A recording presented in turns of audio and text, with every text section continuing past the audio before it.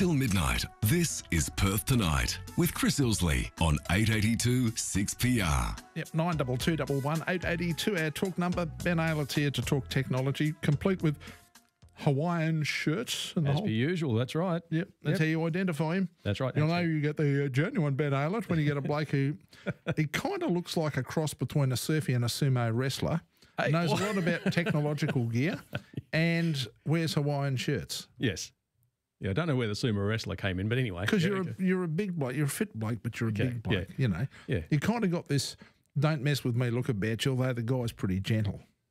Mostly. Yeah, Yeah. And I've got to say, I haven't even seen him get stroppy with a computer, which I've got to say I've seen plenty of other people far smaller than you get much more stroppy with a computer, I can tell you. Yeah, well, I think that's what makes me comfortable with what I do with technology is that I know that you can't argue with a computer. If a computer doesn't want to do something, there's no point yelling at it. You've just got to find out what the problem is and fix it. It's as simple as that. Yeah. It's pretty straightforward. It seems very straightforward. I sometimes wonder for some people if it is as straightforward as it appears. Because you look at this and think, yes, you may well be an inanimate object, but I am about to feel really good when I kill you. You know, it's a bit like that. Look, but it's a computer. It makes no sense. It'll cost you money, yes, but for that short space of time, I will feel so much better. Yeah. The things we do for a little bit of pleasure just for, and throw cash at it, it does feel good. I have disposed of a few computers here and there because that's what I was paid to do, and I had fun doing it. I won't deny that it's not fun. It is incredible fun. You were the one, when I got rid of my old computer, you were the one who told me the only true way to erase a hard drive was to smash it. Yes. And I have to admit, I used a ball peen hammer violently. Nice. And I would have to honestly say I did get a certain sense of enjoyment out of it. How far did you go? Did you manage to strip the hard drive right back and have a look at the units? We got the whole bit. And it was flying everywhere. Bernadette looked at me and said, "You're an idiot." And I said, "I am having so much fun." Yeah, and that's a little something. So people who are curious and they've got an old computer they want to dispose of and they want to make sure that it's sort of a record player in its own way. It is. It's a lot like a record player, and it's actually kind of educational. So you can, instead of going straight at it with a sledgehammer or something really hard and blunt, you can start with a screwdriver or a little Allen key, and just see if you can gently prise off get the screws out and get the lid off, and then have a look at it bit by bit and break it down that way. And that's an excellent way to not only destroy the data on the hard drive, but also to learn a little more about the hard drives and what's inside them. Sort of like a technological autopsy. Absolutely, yeah. It's always good to do a bit of an autopsy now and then. Hey, listen, before we do anything, got a question for you from Ben. He emailed this through to us. He said, can you ask Ben, how do I download an MP4 video file from Dropbox to my iPod Touch using Dropbox Basic? Sounds to me like there might be something missing in that line there somewhere. Yeah, it's not really quite complete with that one. What to do with that one? Apart from installing the Dropbox Basic app on the iPod Touch, which iPod Touches, I'm wondering how old that thing is.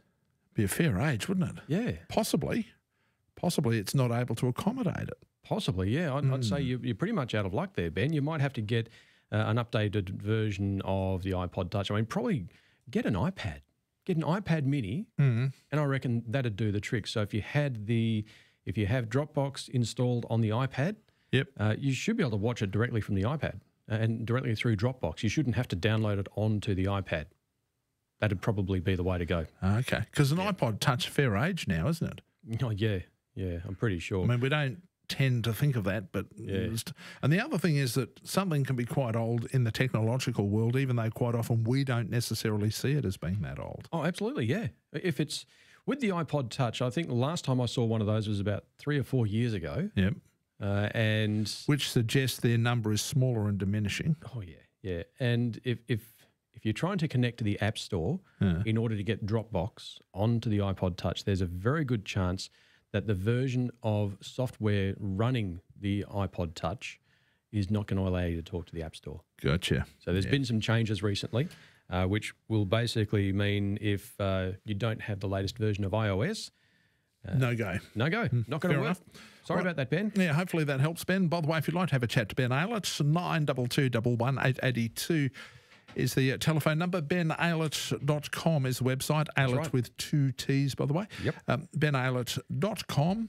And, of course, you'll find all the contact information there. That's right. Meantime, though, if you'd like to have a chat, 922 882. Emergency Denture Repairs and Dental 777 provide a complete service for all your dental needs. General, cosmetic, implant and prosthetic dentistry. EDR manufacture affordable dental.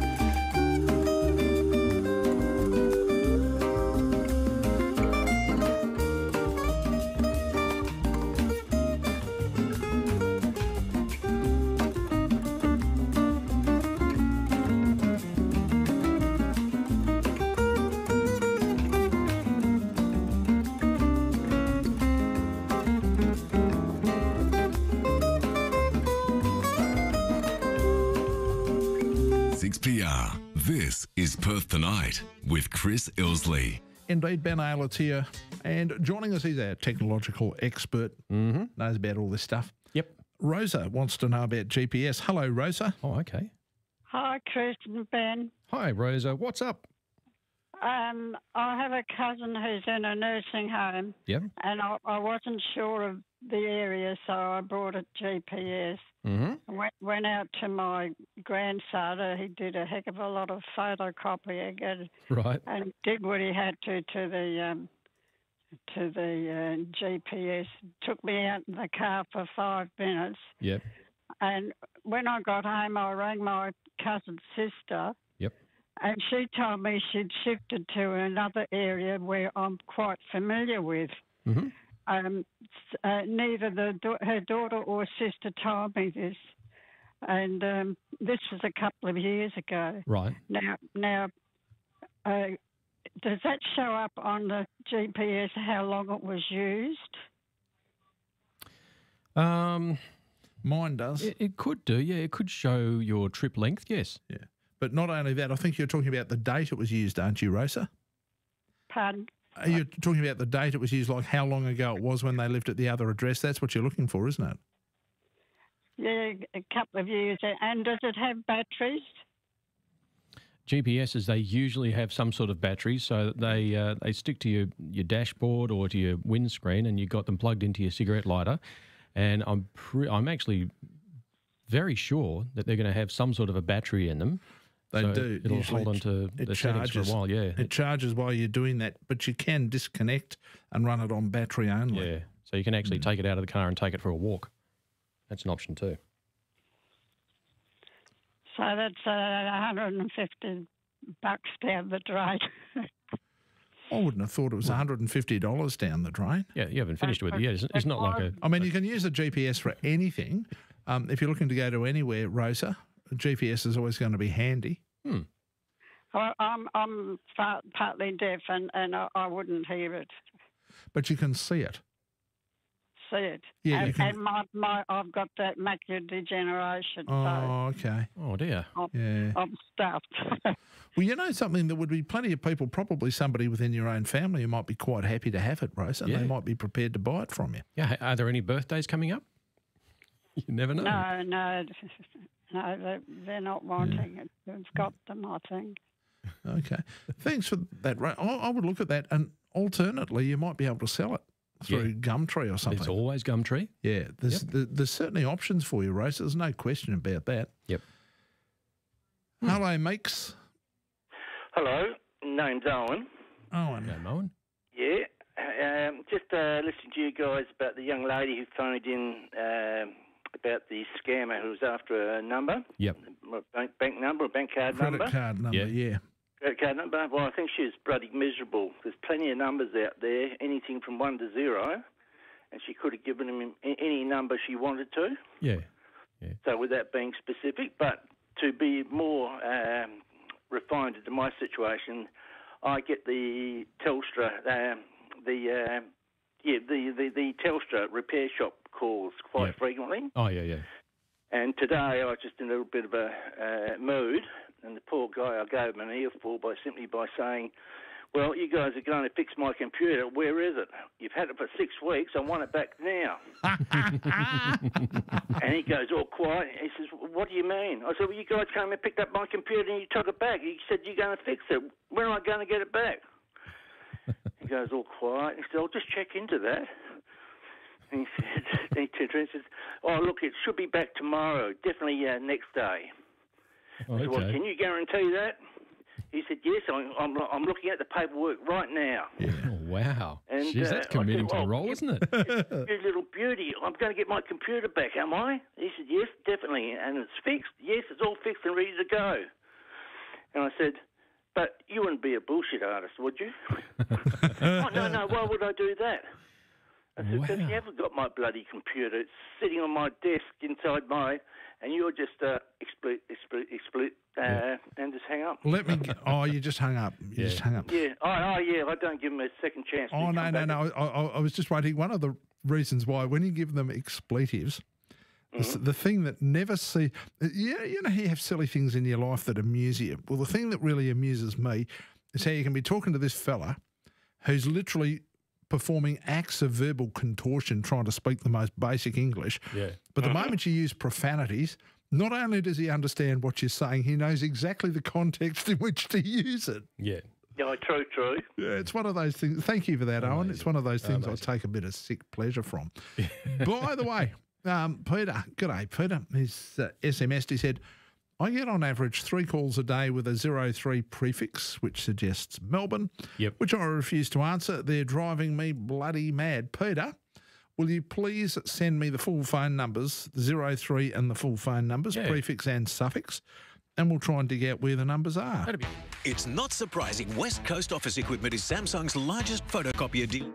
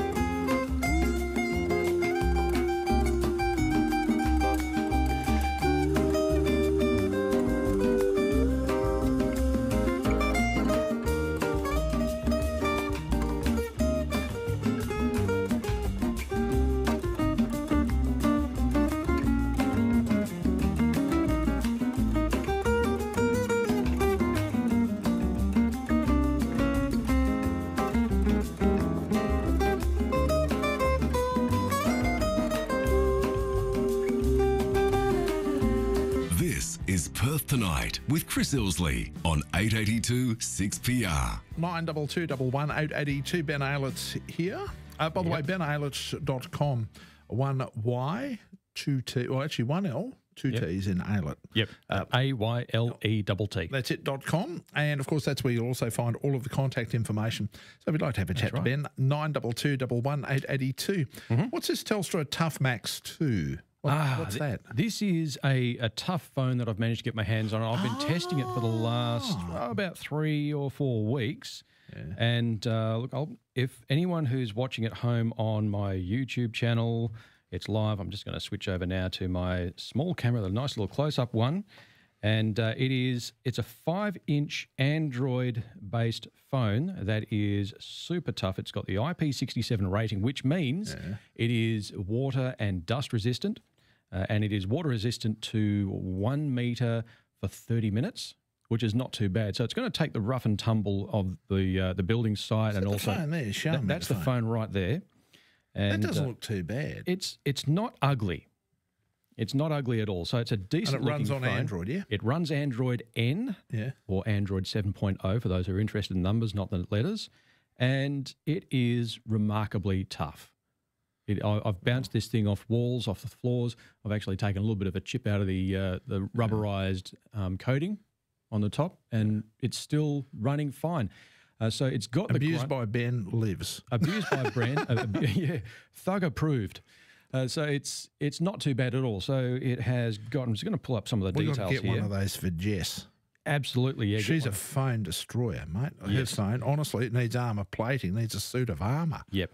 Ideal for tradies, people who love the sort of active lifestyle and are prone to having things sliding off the top of cars. Or falling out of your pocket. Falling out of the pocket. And also ideal for those teenagers who are growing into their hands and feet, and it is typically very clumsy. So fantastic phone that's very tough. It's what they call a blue tick certified phone. Yep. So it will pick up a mobile phone signal and hold it long after the fancy phones have actually dropped their signal as well. Really? So it is... Is it usable? Very usable. So it's not going to be sitting there going, They put a lot of work into the antenna technology, just like the previous Telstra Tough Max, and it will work in fringe areas a fair bit better than your other phones, so like your high-end, smart, pretty phones.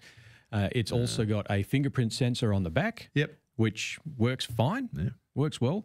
And let's see what else. It also supports wireless charging, so you can get one of those key wireless chargers. And it's also got these little hardware buttons on the front. It's a great little phone. Beautiful. I'll have a play with it. Less than $500.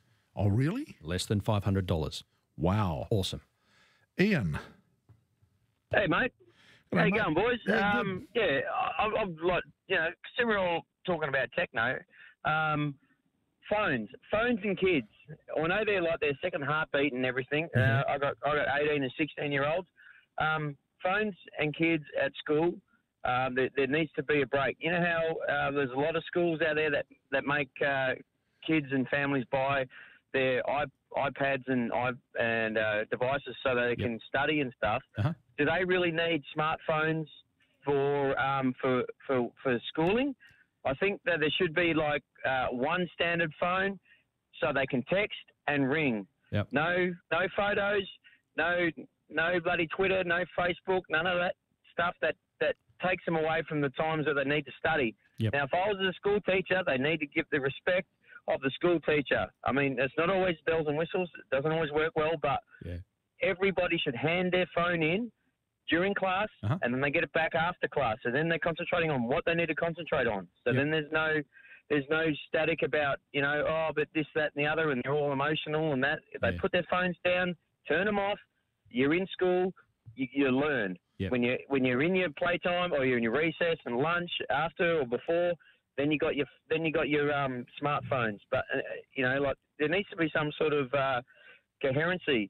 So kids need to learn how to study. They need to learn how to concentrate, but they can't because they're devoided by the devices on their hands. And it's so hard to get a conversation out of my teenagers.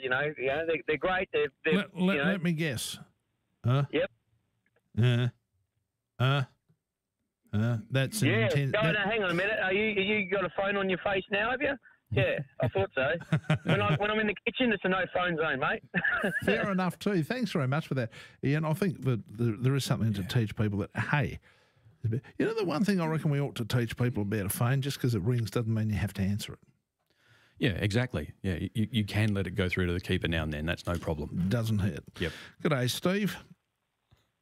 Yeah, hi Chris, how you going? Yeah, good mate. Ben's listening.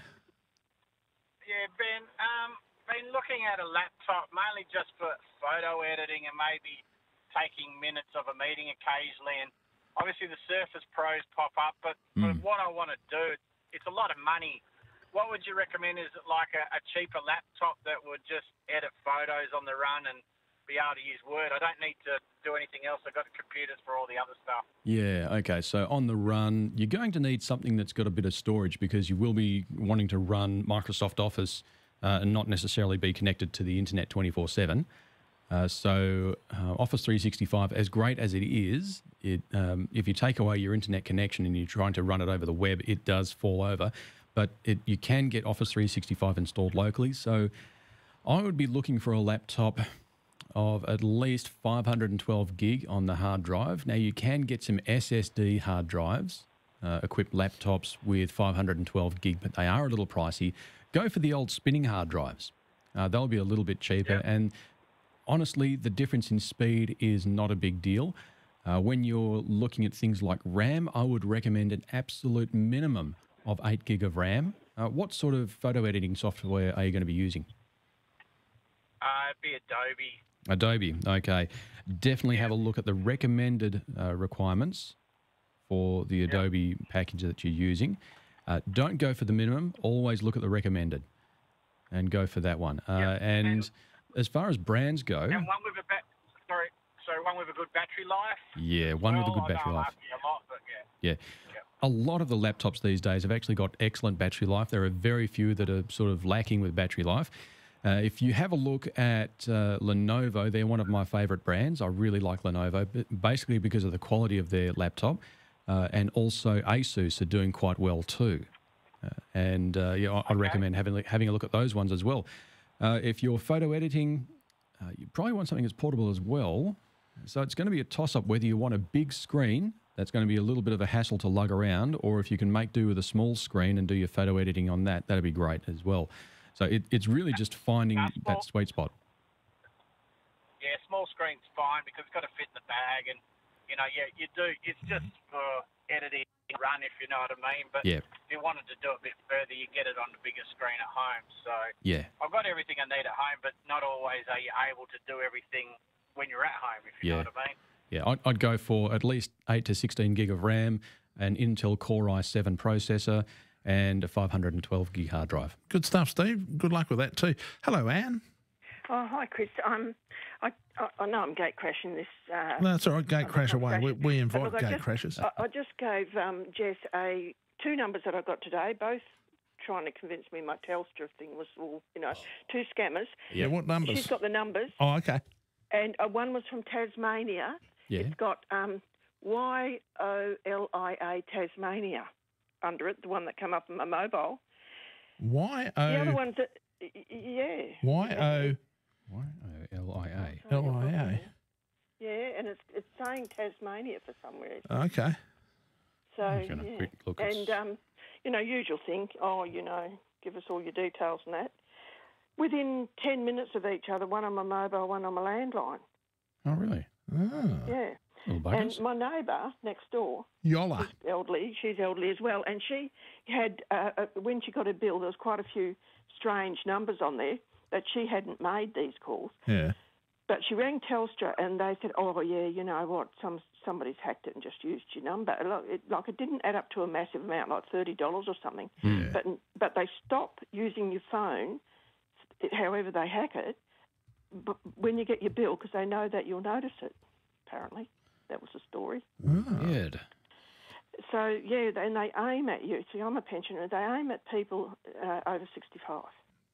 They definitely seek us out. Because well, you see, now what happens, they probably make a whole heap of calls and they try and blind you with a little bit of what they think is technical science, and you're sort of going, wow. It's a game of numbers they play, Anne. Well, is it just random? Yeah. Yep. Yeah. Well, And what's happened is they've honed in on you because they think that you may or may not know, and they think there's a higher chance that you may not know what they're carrying on with. Well, they hone in on. Do they know anything about me? Like, do they know age groups or? No, I think you're giving them way too much credit there. Yeah. Yeah. See, sometimes maybe. you can I'd talk like to think so because I tell them, like with the guy with the accident, I said, now write down this date. I said, write down the 13th of February. Right, you got the date written down? Because I'm going along playing, dumb. And he says, yeah, that's right, yeah. And I said, right, well, that's the day that you're going to have a car accident because karma's after you. Well, they panic and but, I know. That's the I know date the it's terrible, karma but- bus rocks up to your house. Yeah, I said, the karma's after you. Oh, not me. I got a big boss. And I said, too bad. You've got one chance of surviving, and that's to stop this right now. I wonder if it would be fun if you could pretend that you're some sort of a gypsy putting a curse on him. That'd be fun. Well, Well, they're in some superstitious. cases, that'd freak them out. I'll tell you They are right so now. superstitious that that's what they do. Oh, I love it. Thank you very much, Anne, and thank you very much for the numbers. They tend to run hot and cold. Jess said, the numbers are not coming through. Yep. But they tend to run, as you know, they tend to run hot and cold because they get VoIP numbers and stuff like that. That's right. G'day, Peter. Hello, Chris. Hello, Peter. How are you tonight? Very good, mate. What's on? I've had a phone call from some group trying to sell me life insurance. Okay. Life insurance. Yep. Now, I told them I've got a chronic heart condition and I'm pushing 73. Right. Oh, we can't help you. Yes, funny about that. But you want to know the real funny part? What's that? 2 days later, the same mob rang up wanting to sell me bloody funeral insurance. Jeepers. Oh, boy. That's sales for you. Yeah, I've got to say. That's how they do it. But something also tells me, Peter, that based on your previous medical history, there's a good possibility that insurance company probably wouldn't provide you coverage for that either, mate. No. So, Are you on the Do Not Call register, Peter? Yeah, I've tried that, but it's always... No. If these people are genuine, right, unless they're scammers, if these people are genuine businesses, in other words, if they're genuine insurance companies and you're on the Do Not Call register, they commit an offence if they ring you. All right? So what you need to do is verify that you're on the Do Not Call register. Yep. In fact, Peter, I'll get you, SMS me your phone numbers and I'll check them for you. Okay. All right, because once we verify that you're on the Do Not Call register, if you're talking about genuine bona fide insurance companies, they could be in deep doo-doo if they've called you and you're on the Do Not Call register because they're obliged not to. Now, mate, just quickly. Yes. Because we're just about out of time, but I know this is something you're absolutely busting to tell me about, the Aloha Surf House. Yes. Now, I was down last week and I went to the grand opening and that wasn't enough. So on Sunday, I took the family and a few friends and we went down to the Aloha Surf House and we did the clip and climb and we also went for a surf on the little river wave. And I'm going to tell you, it was an absolute ball. I absolutely loved it. It was the wife's birthday on the weekend and I surprised... Happy birthday, Mrs. Aylett. Do you have to be a good surfer to be able to do this? No, you don't have to be a good surfer. It's a lot of fun to try and what they do is if you're not a good surfer, they pop you on a boogie board. Okay. And you just jump on it. And the water is actually really, really warm. They're using a lot of energy to push this water over this lump and it's actually a lot of water too. It's really thick. So if you fall off, you don't really hit the ground that hard at all. So it's actually quite a gentle fall. Yeah. And the water is super warm because of all the energy going into the turbines that are pushing the water over the ramp. So you get the feeling of this water. See, when you go into it, you get the feeling of all this water rushing over you, which is pretty cool anyway. It is. It's really nice. And it is going to come into its own in winter because that water is really warm. It's like a bath. It'd be like having a bath. Good stuff. It's fantastic. My friend, as always, thank you very much. We'll have a chat again next week. Absolute pleasure. By the way, do not forget the website is benaylett.com, 1 L, 2 T's in Aylett. Yep. benaylett.com, and that's where you'll also find all of the contact information. We'll have a chat to Ben next week. So jump online if you need to find out some more. benaylett.com is the website.